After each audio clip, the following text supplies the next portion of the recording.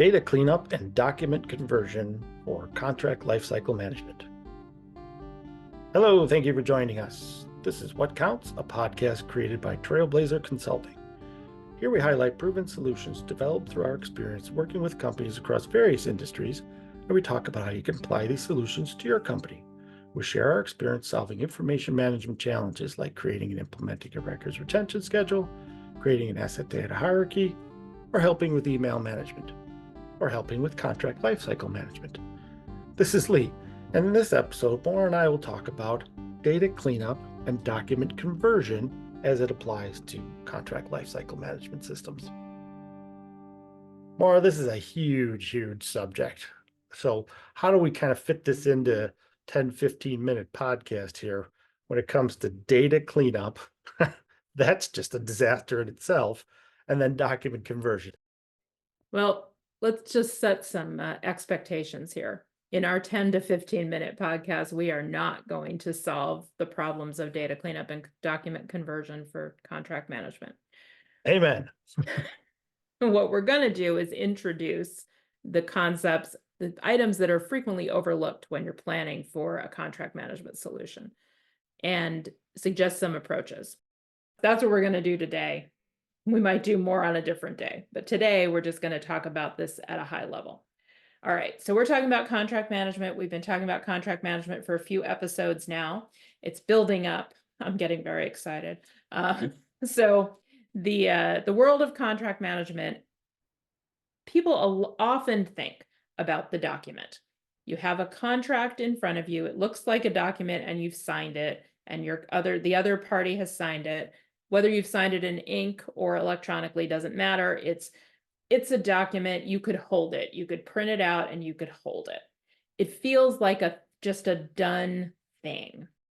But in fact, that's just a thin representation of what a contract really is.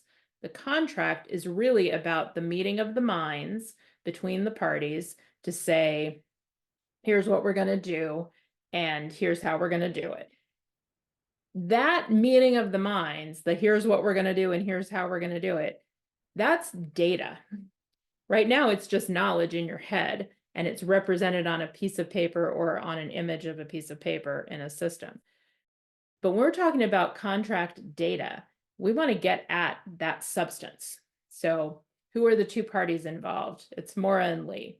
What kind of an agreement is this? It's an operating agreement for the company. And that means certain things, and you have definitions of what's involved in an operating agreement. And then you spell out the terms of, well, what happens in this contingency or that contingency, and what's this operating agreement going to do for us? Like, why do we even have this? And it says things like, we have this because we're going to set up a limited liability corporation. One of us is going to be responsible for turning the taxes in. I loved that was spelled out in the agreement and that I could make it you. So that's data. And yeah, we've got that in a document and we've got that in our heads. If we had a contract management solution, we would want to spell that out into data fields. Okay, we're a small business. We only have the two of us to worry about. But what if, in terms of that agreement, we only have the two of us to worry about? What if we were an energy company and we were trying to build a utility scale renewable energy production environment, say a solar farm or a wind farm? Well, you got a whole lot of contracts related to building that wind farm. You've got land leases or deeds or right-of-way agreements or easements that are all about where are you going to put this farm, this wind farm or this solar farm? Who are all the counterparties on those leases and agreements? What are all the terms that you have to meet? It could be notice for access. It could be some kind of a post-construction cleanup that you have to do, or you have to, plant some trees because you took some trees down. It could be any of those things. That's all captured in your contract. It's in your document that you and the landowner signed, but it's not very accessible if it's just in that document. Then we move on to the next step. Sorry, but I like the one that says, don't dig after rain near the river on a There you go. landowner's agreement type A of thing. landowner's agreement. Don't dig after rain near the river because it'll cause a mudslide, I Right, guess. right. Or more flooding, yeah. I don't own a piece of land near a river, but that makes sense, right? So you need to know that if you're going to be digging, you need to know that that exists in one of your agreements. How do you know that exists in one of your agreements if all you have is a document, even if it's an electronic document? Somebody's got to read it. So, okay, that's a piece of data that you want to have in a system.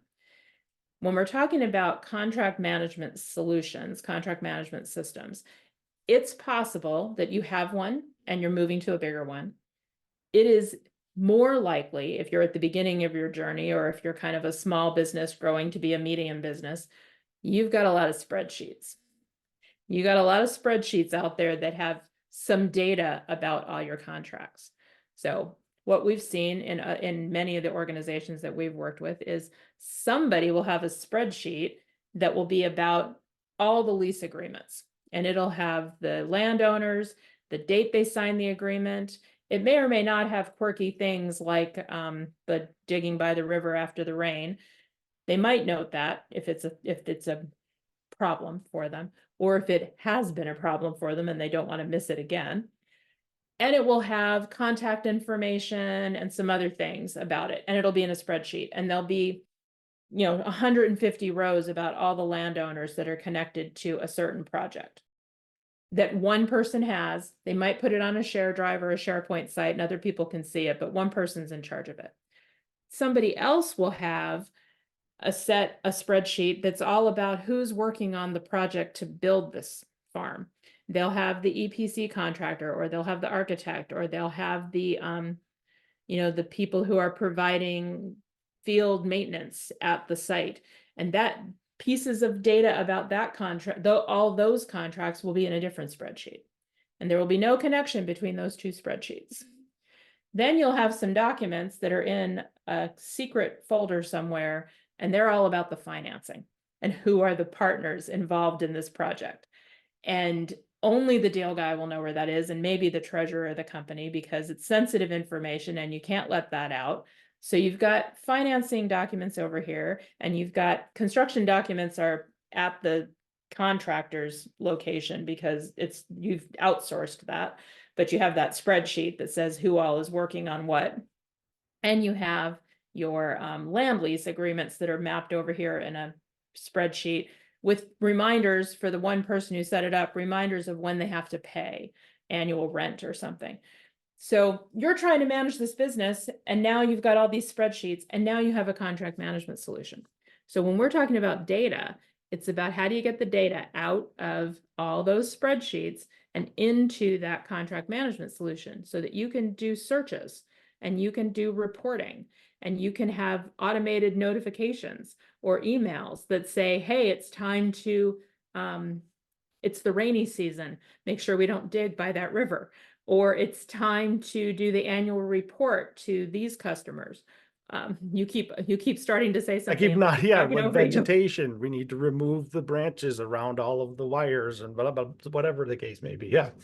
Yeah, exactly. All of those things. So working through all those steps is the data conversion. Like, it's your data cleanup and conversion. First, where is your data? Second, what data is important?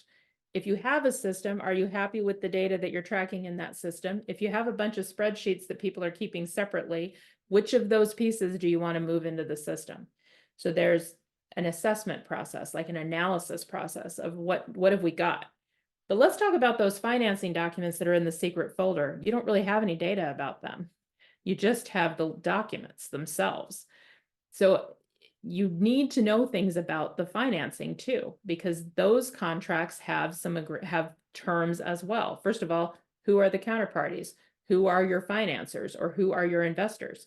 Second, they may have reporting requirements. Third, they may have requirements for certain levels of cash on hand that you have to demonstrate by sending bank statements on a regular basis. You want to be able to capture those terms in your contract management system so that you can do reporting and notifications and everything off of those too.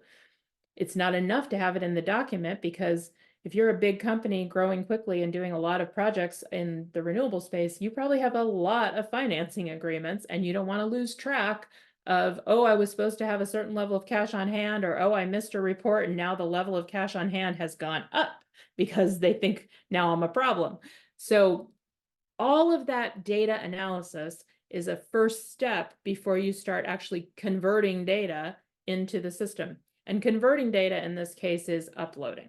You build your indexes, you build your metadata screens in your solution. Every contract management system has a way to do this, where you say, what kind of data do I want to capture? What are the fields that I need to know? And then you can upload it. Typically, you can upload it with a spreadsheet. There's certain formatting that you're going to have to do depending on the solution. But if you've got the data clean and in one place, you can get it into the system. Worst case scenario, you're retyping it, but let's hope not. That's the data side.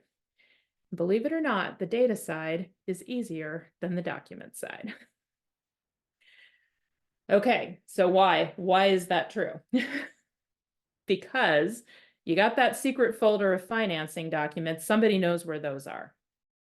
Then you've got the person who's in charge of the construction, and the person who's in charge of the permitting, and the person who's in charge of the land leases, and the person who's in charge of the procurement of the materials that are going into the construction, or the person who's going to be working on connecting your wind farm to the electric grid, and what's involved in that process, where they're dealing with a regulatory authority, and there's a lot of correspondence, but there's also ultimately an interconnection agreement. So now you got 5 or 6 people who are working across this whole project, setting up contracts with different groups and creating documents. And they are storing those documents in different places. Even if you have one place that you have designated as, this is the project SharePoint location, or this is the project shared file site, and this is where we're going to put everything, people are going to forget. People are going to put a version out there, and then they'll make a change and they'll forget to update it. People will keep their own copies because they need them and it's easier. We know this from our many years of experience working with people and documents of all kinds. So you're going to have to track those all down. You then need to figure out, do I have all the right versions? And how do I match up those contract documents with that contract data that I collected in the first place and that I converted into the system, that I cleaned up and converted into the system? So at the end of the day, I want, here are all my contracts, and here are all my base contract agreements, here are all the amendments, here's the correspondence, all connected to that contract record. It's a huge task, depending on how old your company is, depending on how big your company is, if you're in a growth period, if you've done some acquisitions. What I'm trying to say here, again, we're just level setting on what this world of data and document conversion for contracts is.